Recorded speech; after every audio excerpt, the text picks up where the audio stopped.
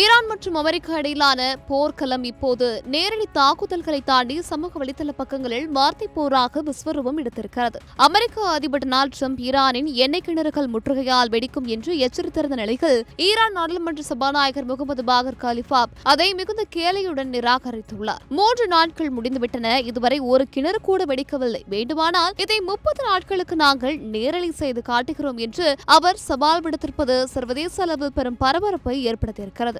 அமெரிக்காவின் இந்த முற்றுகை உத்தி ஈரானின் எண்ணெய் உற்பத்தியை குலைத்துவிடும் என்று ட்ரம்ப் நம்புகிறார்.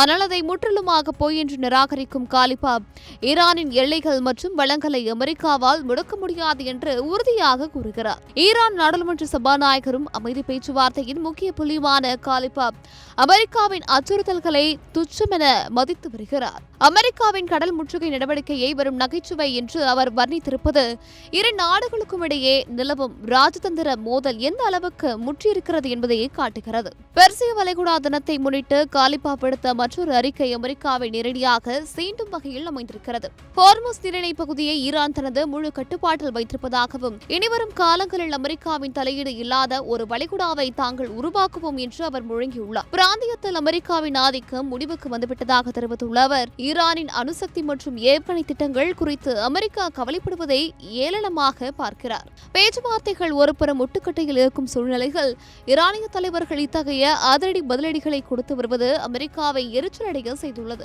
குட் லக் என்று ட்ரம்பை கிண்டல் செய்யும் காலிஃபாப்பின் இந்த துணிச்சலான பேச்சு ஈரானின் தற்பொழுதைய போர்க்குணத்தை வெளிப்படுத்துகிறது. பேச்சுவார்த்தை என்ற பெயரில் அமெரிக்கா வைக்கும் நிபந்தனைகளை ஈரான் எள்ளி நகையாடுவதன்